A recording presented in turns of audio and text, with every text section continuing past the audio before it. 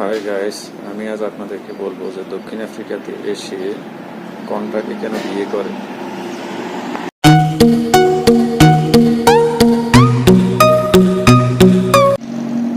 দক্ষিণ আফ্রিকাতে আসার পর সাধারণত আপনার অনেক বছর স্টে করা লাগে, প্রায় 10 বছর বা 5 বছর বা আরও এর বেশি, 20 বছর।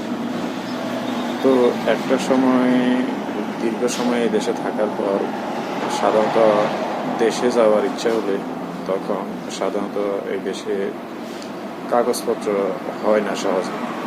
তো যেহেতু দেশে যাইতে হবে, এবং এই দেশে অনেক তার ব্যবসা বাণিজ্য এখন আবার ব্যাক করতে হবে, দেশে যাওয়াটা প্রয়োজন। তখন দেশে যাওয়ার জন্য সাধারণত একটা মেয়ের সাথে কন্ট্যাক্ট করে যে হ্যাঁ, আমি তোকে কন্ট্রাক্টে বিয়ে করব এবং আমি মাস শেষে তোকে একটা অ্যামাউন্ট দিয়ে দেব। তো নির্দিষ্ট একটা অ্যামাউন্ট একটা মেয়ের সাথে কন্ট্রাক্টে করে, বিয়ে করার কন্ট্রাক্ট করে। তারপরে বিয়ের যে যাবতীয় কাগজপত্র বা ডকুমেন্ট সেগুলো পূরণ করে তারপরে সে সাধারণত এটাই বুঝাতে চায় যে সে আমার ওয়াইফ, এবং ইমিগ্রেশনে যখন সাধারণত এই কাগজটা শো করবে তখন তারাও বুঝবে যে হ্যাঁ বিয়ে করছে। আসলে অ্যাকচুয়ালি বিয়ে করে নাই, শুধু কন্ট্রাক্ট করছিল যে চুক্তি বিয়ে আর কি। কিন্তু এটা ইমিগ্রেশন হয়তো জানে না। ইমিগ্রেশন দেখবে যে আপনার সাথে ওর সাথে রিলেশনটা কি কি তখন ওরা কাগজ দেখলে তো বুঝবে যে হ্যাঁ এটা বিয়ে করছে, তখন আর সাধারণত হয়রানি করে। তো এখন এই ধরনের কাগজ করে আপনি দেশে যাবেন, যাওয়ার পরে প্রতি মাসে আপনি হয়তো যাকে বিয়ে করছেন কন্ট্রাক্টে তাকে আপনি টাকাটা দিয়ে দিলেন, প্রতি মাসে দিয়ে আপনি দিয়ে দিতে হবে।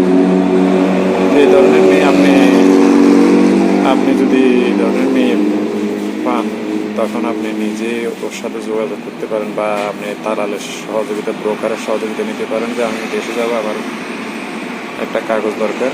তো ওরাই একটা মেয়ের সাথে কন্ট্যাক্ট করিয়ে দিবে এবং টাকা নেবে আর কি আপনার কাছ থেকে।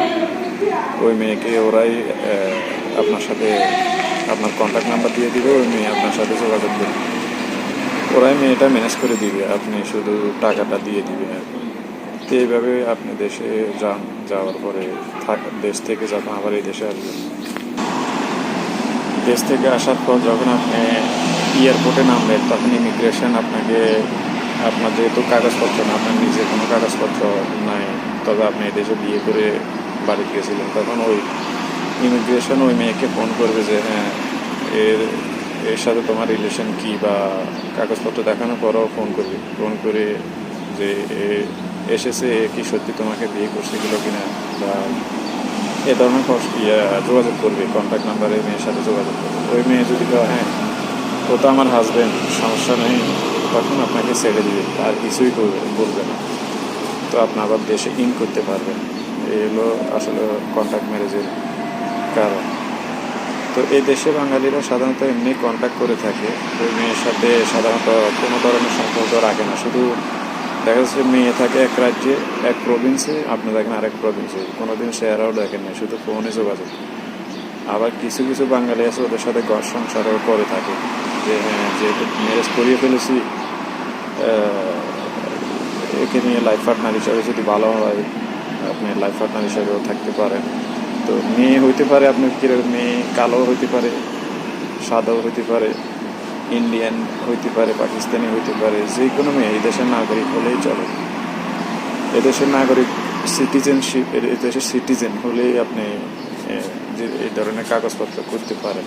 তো আমরা বাঙালিরা যারা সাধারণত দক্ষিণ আফ্রিকাতে থাকি, তাদের সাধারণত কাগজপত্র ঝামেলা অনেক। তো বাড়ি যাওয়া প্রয়োজন পড়লে এই ধরনের চুক্তিটা করে থাকে আর কি। পরিশেষে আমি একটি কথাই বলবো, আসলে আমার এই চ্যানেলের মাধ্যমে আমি দক্ষিণ আফ্রিকা যাবতীয় সকল তথ্যগুলো তুলে ধরার চেষ্টা করব। আপনারা আমার এই ভিডিওগুলো যদি আপনাদের ভালো লাগে থাকে তাহলে সাবস্ক্রাইব করবেন আর বেশি বেশি শেয়ার করবেন। ধন্যবাদ।